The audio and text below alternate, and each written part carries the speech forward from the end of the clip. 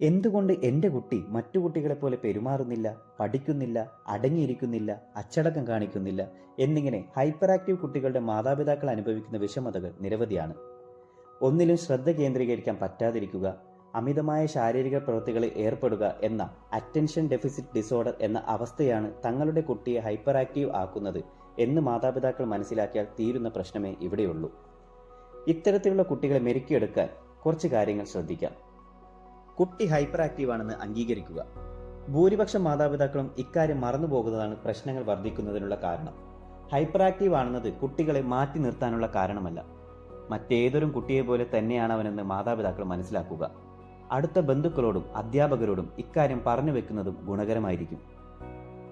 Hyper ആക്റ്റീവായ കുട്ടികളുടെ ഭാഗത്തു നിന്നും പല വിധത്തിലുള്ള തെറ്റുകളും കുറവുകളും വന്നേക്കാം. എന്നാൽ തെറ്റുകൾ മാത്രമാണ് അവൻ ചെയ്യുന്നത് എന്ന മുൻധാരണ വേണ്ട. അവരെ സ്വസ്ഥമായി കാര്യങ്ങൾ ചെയ്യുന്നതിന് അനുവദിക്കുക.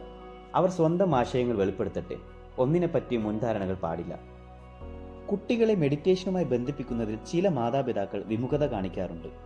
കുട്ടികൾക്ക് ചെറുപ്രായത്തിൽ അത് ഉൾക്കൊള്ളാൻ കഴിഞ്ഞേക്കില്ല എന്നാണ് അവരുടെ ധാരണ. എന്നാൽ ഇതിലൊട്ടും യാഥാർത്ഥ്യമില്ല. അച്ചടക്കമില്ലാത്ത ജീവിതശൈലിക്ക് മാറ്റം വരുത്തുന്നതിനായി മെഡിറ്റേഷൻ ഒരു പരിധിവരെ സഹായിക്കും. തങ്ങളുടെ കുട്ടി ഹൈപ്പർ ആക്റ്റീവ് ആണെന്ന് മനസ്സിലാക്കിയാൽ അവർ ചെയ്യുന്ന ഓരോ കാര്യത്തിനും ശിക്ഷിക്കാതിരിക്കുക. മാതാപിതാക്കൾ എന്ന നിലയിൽ അവരെ മനസ്സിലാക്കുക. ശിക്ഷിക്കുന്നതുകൊണ്ട് ഗുണത്തേക്കാളേറെ ദോഷം മാത്രമേ ഉണ്ടാകൂ. ചില മാതാപിതാക്കൾ മറ്റുള്ളവരുടെ മുന്നിൽ വെച്ച് ഇത്തരം കുട്ടികളെ ശിക്ഷിക്കുന്നതായി കാണാറുണ്ട്. ഇത് വിപരീത ഫലം ഉണ്ടാക്കും എന്നോർക്കുക. സ്വന്തം കുഞ്ഞിന്റെ തെറ്റുകളും കുറവുകളും മനസ്സിലാക്കി അവരെ ചേർത്തു നിർത്തുന്നിടത്തു നിന്നാണ് മാതാപിതാക്കൾ എന്ന നിലയിൽ നിങ്ങളുടെ വിജയം ആരംഭിക്കുന്നത്. നിങ്ങളുടെ കുരുന്നിനെ നിങ്ങൾ മനസ്സിലാക്കാതെ വേറെ ആര് മനസ്സിലാക്കാനാണ്? ഈ വീഡിയോ നിങ്ങൾക്ക് ഇഷ്ടപ്പെട്ടെങ്കിൽ ലൈക്ക് ചെയ്യുക. നിങ്ങളുടെ അഭിപ്രായങ്ങൾ കമൻ്റായി രേഖപ്പെടുത്തുക. മറക്കാതെ നമ്മുടെ ചാനൽ സബ്സ്ക്രൈബ് ചെയ്യുക. വീണ്ടും ഒരു വീഡിയോ വരുന്നവരേക്കും it's signing out from the growing parents. Thank U.